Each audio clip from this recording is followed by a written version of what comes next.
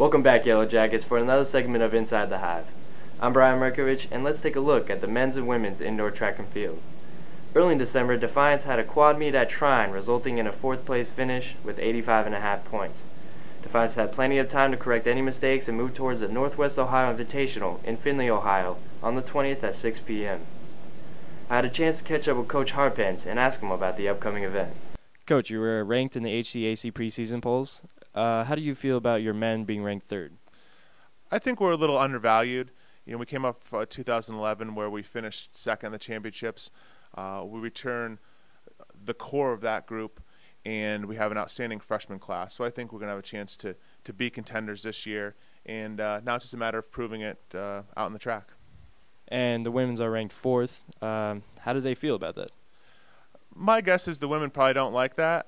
I think we're a better squad than that. We were 2nd at the outdoor championships for the 3rd year in a row. We lost some good athletes, but again, like the men, we bring back the core of that squad, and our freshmen, I think, are going to provide some big contributions as well. And you had a meet at Trine in December. How do you feel about that, your team's performance? I liked what I saw. December meets can always be a little bit up in the air in terms of what you might see. We had particularly strong performances in the pole vault and the shot put, a number of PRs, which is really outstanding for the first meet of the year. And I think as we get our whole team out for our next contest, we'll really be able to see the quality and the depth of our performers.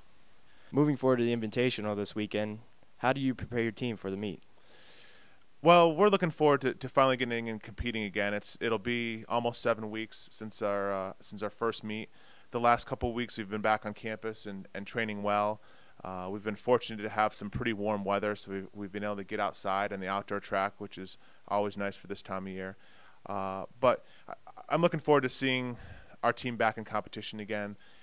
Training and competing are two very different things, and we do have some very outstanding performers. And I want to see where everybody's at, particularly with the freshmen who haven't had a chance to compete yet, to see how they perform relative to their prior performances in high school, and to see our upperclassmen. What do you feel are your strengths for the Invitational?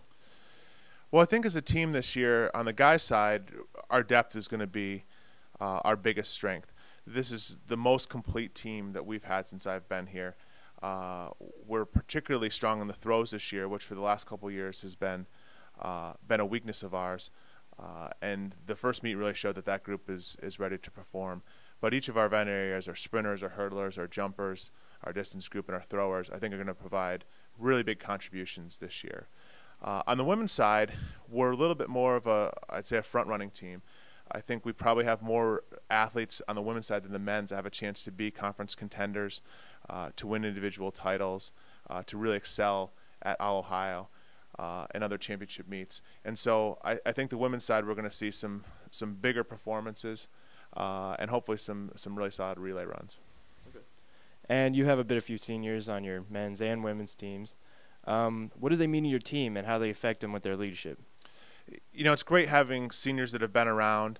On the women's side, as I mentioned, we've been runners-up 3 years in a row at the outdoor championship. I know that group is really anxious to have a chance to win a conference title. 2 of our seniors, Marlia Rolander and Courtney Swab, have both been individual conference champs. Ellen Striefler has coming off a 3rd place finish at the HCAC Cross Country Championships, which is the best finish we've ever had at Defiance. So I think they'll provide some real punch and quality leadership and experience for the women's side. On the guys' side, I know they're really hungry to contend for a conference title.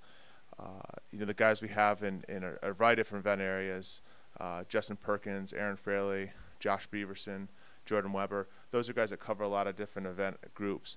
And last year, finishing 2nd at the indoor championships, I think really proved that we are a quality team. And I think it gives everybody motivation and hope that we can really be in the conference title this year, particularly with the improvements we've made and the newcomers we have to the squad. Absolutely. Coach, this week if you had to have lunch with one person, real or fictional, who would it be? I'd love to have lunch with my old college cross-country and track coach, Dr. Jack Daniels. He was a person that had a big influence on my coaching style and getting involved in coaching. and he was a person that had a great deal of success on the Division III level, and really turned the program I went to at Cortland State around into a national championship caliber team. And it'd be interesting to sit down with him, see how he's doing, get his input on some of the coaching decisions I'm making, and just catch up a little bit. Thank you, Coach Harpence. It is early in the season for the Defiance men's and women's indoor track and field, and we are all looking forward to seeing how their next meet in Findlay plays out. I'm Brian Merkovich with Inside the Hive. Tune in next week for another segment. But for now, stay defiant. Defiant.